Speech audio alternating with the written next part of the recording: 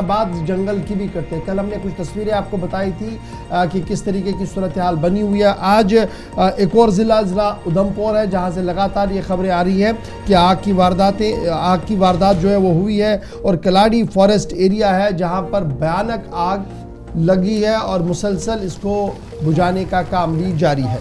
उधमपुर ज़िले की तस्वीरें आपके सामने और जंगलात के अंदर आतिशज़दगी के वाक़यात में शदीद गर्मी के बीच इजाफा देखने को मिला है।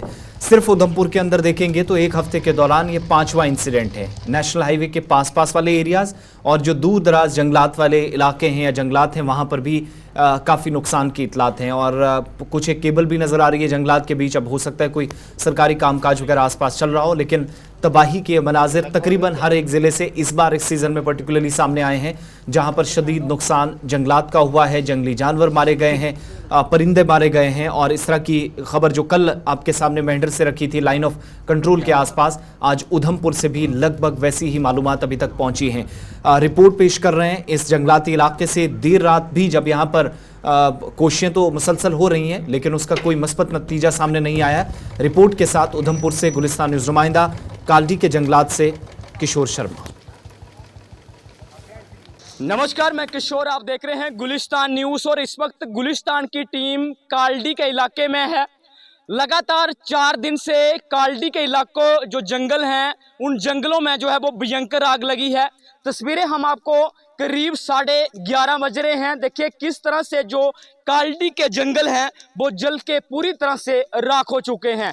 लेकिन इन 4 दिनों के अंदर हमने ये सोचा कि यहाँ पे फायर ब्रिगेड पहुँचे, वन विभाग यहाँ पे पहुँचे, लेकिन जिस तरह का इंतजाम यहाँ पे होना चाहिए था वो उस तरह का इंतजाम जो है वो देखने को नहीं मिल रहा है। जब भी हमने देखा है कि जब भी हम उस इलाके के अंदर पहुँचते थे तो वहाँ पे वन विभाग के अधिकारी जरूर उस इलाके के अंदर पहुँचते थे, लेकिन यहाँ मात्र 3 से 4 किलोमीटर का ये काल्डी का एरिया है।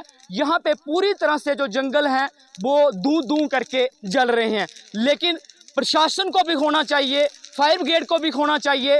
ये बिल्कुल रोड साइड जो है वो आज लगातार 4 दिन से आग लगी है, लेकिन 11:30 बज रहे हैं और इस वक्त हम आपको ग्राउंड हकीकत दिखा रहे हैं। देखिए ये तस्वीरें हम आपको इसलिए दिखा रहे हैं कि जिस तरह से ये बड़े बड़े जो दावे किए जाते हैं कि हम आपको जो है पेड़ बचाओ, लेकिन उस तरह का इंतजाम जो है वो देखने को नहीं मिल रहा है।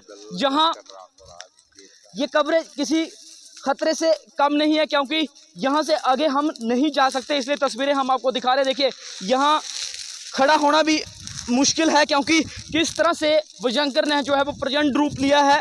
लेकिन खैर अगर रात के समय यहाँ पे फायर ब्रिगेड पहुँचता, वन विभाग यहाँ पे पहुँचता, जरूर इस आग पर काबू पाया जा सकता था। लेकिन आसपास लोगों के घर भी हैं, अगर ये रात के समय किसी लोगों के घर ये आग पहुँचती है तो उसकी जिम्मेवारी कौन लेगा। लेकिन पूरी तरह से जो जंगल है, लाखों की संपत्ति जो पूरी तरह से जल के राख हो गई है। काफ़ी जंगली जानवर इस इलाके के अंदर पाए जाते हैं।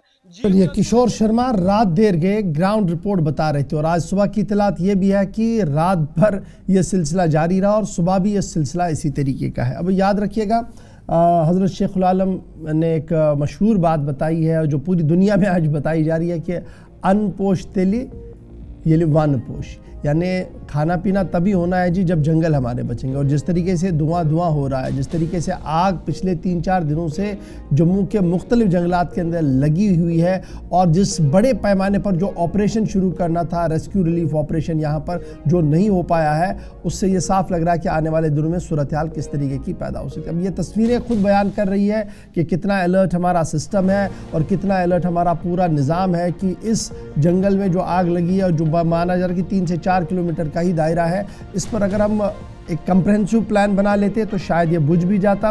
लेकिन कल रात देर गए से अभी सुबह तक भी सूरत हाल इसी तरीके की है।